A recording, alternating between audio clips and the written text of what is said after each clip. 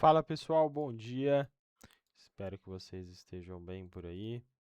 A gente vai começar hoje aqui uma sequência de vídeos retratando a realidade do mundo do M&A, usando aqui um case real, tá? Uma negociação real que foi finalizada recentemente. Ah, Aqui a gente vai passar por todas as etapas do M&A, desde a recepção dos dados financeiros da empresa, a normalização desses dados financeiros, análise e modelagem desses dados, valuation por DCF, por múltiplo, avaliação patrimonial, ah, simulações aqui de financiamento para aquisição, enfim, a gente vai realmente conseguir fazer um trabalho bem completo, bem complexo, bem denso, que vocês vão conseguir aprender de verdade e sem ser aqui algo raso, tá? E sem ser acadêmico demais. A minha ideia aqui não é ensinar para você que, que a DRE segue a competência e o fluxo de caixa segue o caixa. Eu não quero ter que ensinar isso para vocês, tá bom? Nem que sei lá, que o capital de giro ativo circulante menos o passivo circulante. Não é essa ideia aqui, tá? Se você precisa desse tipo de material, desse tipo de aula, não é aqui, nesse momento que você vai aprender, beleza? Você vai aprender aqui a execução de um mandato de M&A na vida real. E aí eu vou ir bem detalhadamente de trás para frente para a gente conseguir fazer um trabalho bacana aqui juntos, tá bom? Espero que vocês gostem. Se você gostar, considere aí se inscrever, deixa um like aí no vídeo. Ficou com dúvida? Pode deixar aí um comentário. Tem uma sugestão? Deixa aí no comentário. Pode entrar em contato com a gente também via rede social. A gente está aqui de braços abertos para apoiar vocês, tá bom, pessoal? Então, vamos dar o início aqui, né? Esse mandato aqui é da Vidrex, né? É um nome qualquer que eu dei aqui, Vidrex Limitada. Não temos aqui o CNPJ, até mesmo por questão aqui de confidencialidade, tá? O nome também não é real, localização não é real, mas os números são todos reais e vão ser todos reais, beleza? Então, espero que vocês gostem aí e aprendam bastante. Basicamente, aqui a gente já recebeu os balancetes de 2023, 2024 e 2025, ok? Esses balancetes estão em disposições mensais, tá bom? Por que mensal, Hernani? Porque se a gente tem aqui o balancete mensal, fica mais fácil para a gente fazer diversas análises e encontrar algum tipo de distorção ou de variação muito relevante que precise ser explicada ou normalizada lá na frente, tá bem? Então, esse é o nosso dado inicial aqui. Então, temos aqui 23, 24 e 25.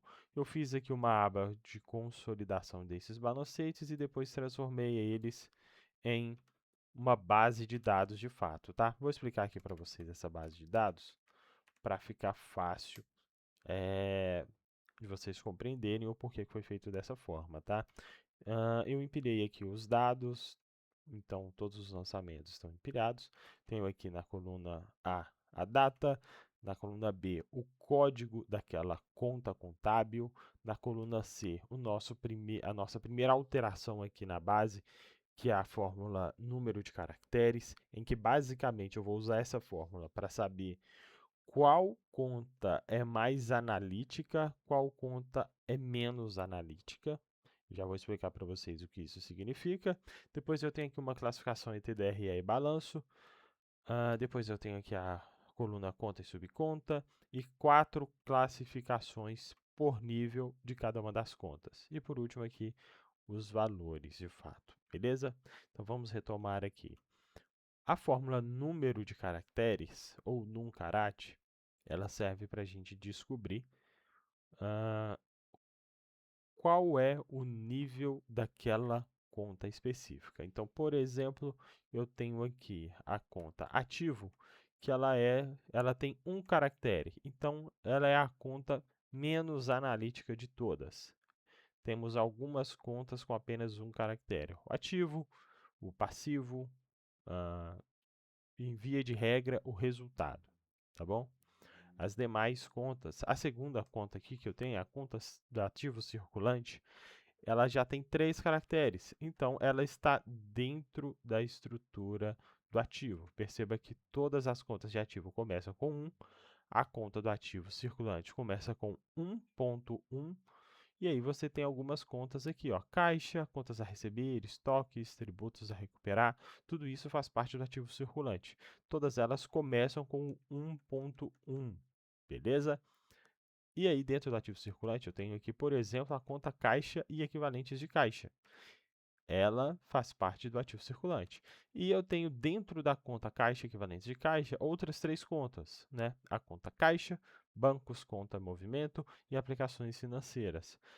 A conta caixa equivalente de caixa tem a estrutura do código 1.1, começando do zero aqui, começa com 1, significa que está no ativo, aí tem o 1.1, que significa que ela é do ativo circulante, e aí tem o 1.1.01, significa que ela é a caixa equivalente de caixa. E tudo que está dentro dela tem a estrutura do 1.1.01 e mais algum detalhamento, tá? Com isso, a gente tem aqui o nosso número de caracteres que vai nos auxiliar aqui para fazer uma classificação de cada uma dessas contas. Ou seja, eu consigo bater o olho aqui em um valor, por exemplo, aqui, ó, 5.563, e eu sei que ela é a conta caixa, ela pertence à conta caixa e equivalentes de caixa, assim como também o banco contas em movimento e aplicações financeiras. Todas essas contas pertencem ao ativo circulante e o ativo circulante pertence à conta ativo.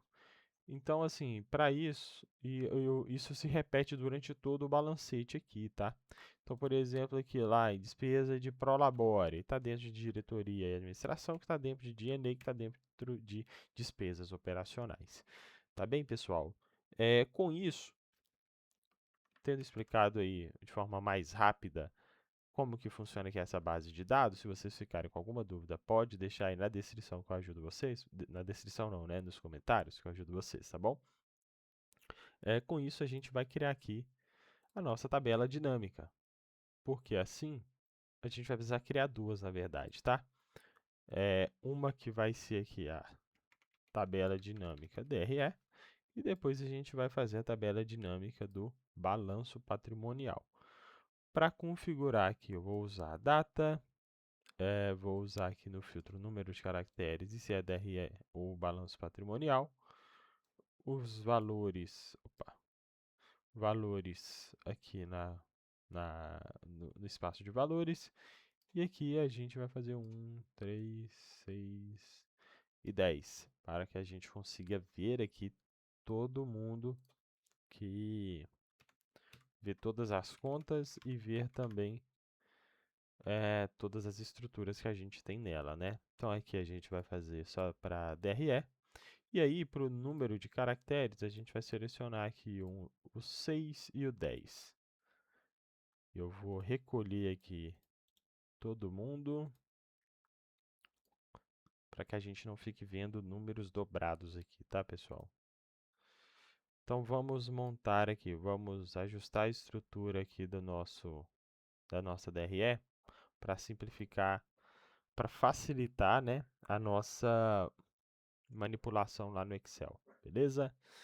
Então, primeiro que eu vou deixar receita, e aqui está invertido, né? Receita com a dedução, não tem problema, depois a gente ajusta isso lá na DRE. Então, temos aqui a receita e as deduções, custo dos produtos vendidos, e aí no nosso CPV, né, temos aqui os custos indiretos, a mão de obra, a matéria-prima e as perdas. Depois temos aqui as despesas operacionais, divididas em comerciais e gerais e administrativas. E aí, dentro aqui de algumas contas, a gente tem um detalhamento ainda maior. Então, aqui, principalmente nas contas do D&A. A gente tem aqui diversas contas. Vamos deixar isso aqui tudo aberto. Depois a gente manipula no Excel da melhor forma. A IRPJ e CSLL e o resultado financeiro. Isso daqui vai vir aqui para baixo. Então pronto. Essa aqui basicamente é a estrutura da nossa DRE, pessoal. Então nós temos aqui os dados mensais, temos aqui um total geral também, que depois a gente pode remover, mas basicamente a nossa tabela dinâmica da DRE está pronta. Agora, eu quero, por exemplo, vamos fazer aqui agora do balanço, né? Vamos fazer uma cópia aqui. Tabela dinâmica, BP. Aqui no BP, deixa eu filtrar aqui para BP. E eu acho que eu não preciso do nível 6.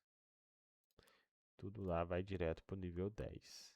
E aí eu vou ter o detalhamento aqui de cada uma das contas com todos os valores.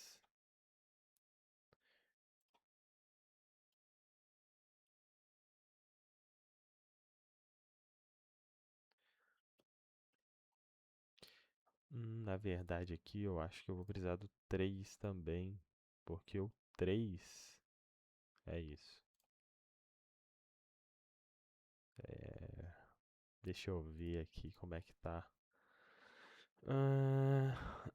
Patrimônio líquido. 6, na verdade, né?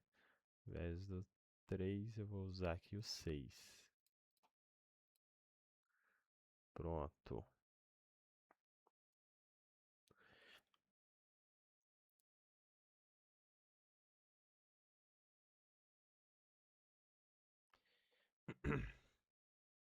Vamos dar uma olhadinha aqui para ver se está tudo certo. Patrimônio líquido 2859. Patrimônio líquido 2859, ok. Passivo não circulante 2630. Passivo não circulante 2630.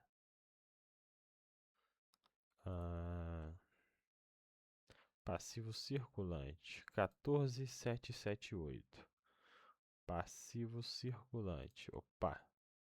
Passivo circulante está dobrado.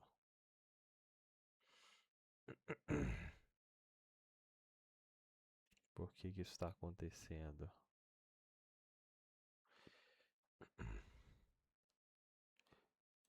Meia 6802.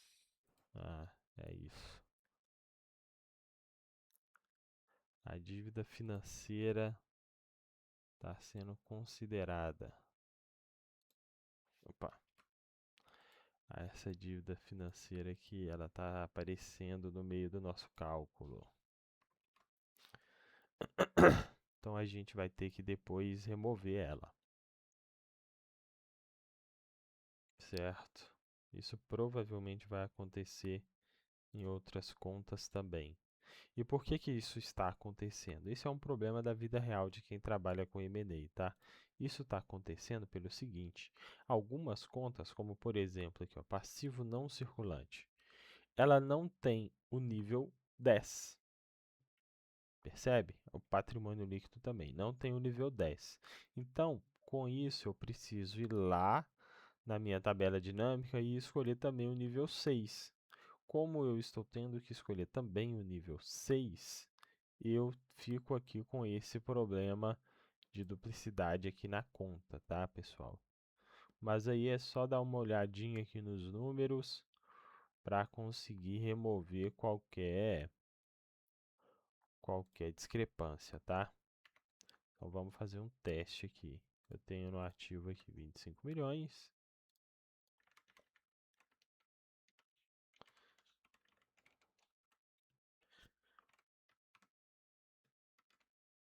No passivo e patrimônio líquido. Deixa eu fazer assim. No passivo, na verdade, não preciso do patrimônio líquido não. Esse daqui são os valores que já estão lá. Agora eu vou pegar aqui esse valor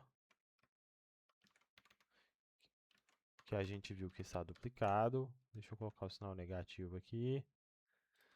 Aqui no imobilizado também.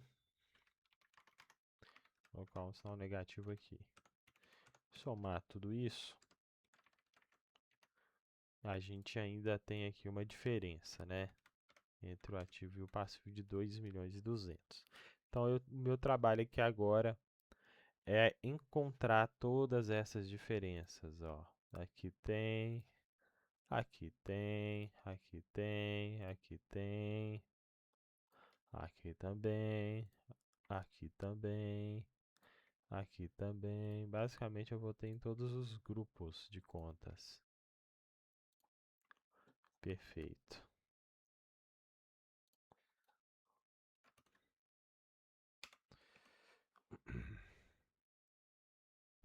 Vamos lá, no passivo aqui, ó.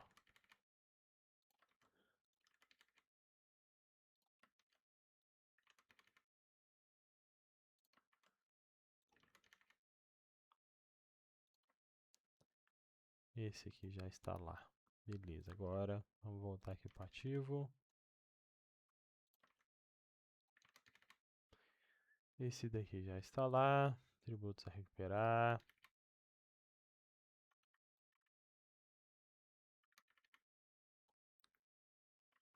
O melhor dos mundos, pessoal, é chamar o contador da empresa e pedir ele para ajustar, para tirar o relatório correto, tá bom?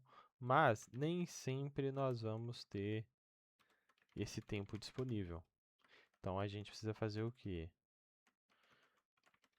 Trabalhar com o que a gente tem. Então vamos fazer aqui esse ajuste. Eu vou só multiplicar aqui por -1 para deixar tudo negativo. Que aí eu vou conseguir ver se o balanço vai fechar ou não. Perfeito, ó, fechou. O meu ativo e o meu passivo. Então eu consegui eliminar aqui todas as divergências, né? Novamente, né? O mais correto e mais simples era o contador ajustar lá o relatório e trazer com as contas de forma correta do passivo não circulante e do patrimônio líquido. Mas vamos seguir aqui dessa forma, beleza? Então agora, pessoal, a gente tem que fazer a integração das nossas demonstrações financeiras. A gente já fez aqui a análise inicial e depois disso a gente vai fazer aqui uma das partes mais importantes, né, que é fazer de fato o balanço fechar e tendo ali o fluxo de caixa da companhia totalmente integrado, tá? Eu vou fazer toda essa etapa junto com vocês, mas no nosso próximo vídeo. A gente fica por aqui nessa aula. Nos vemos em breve.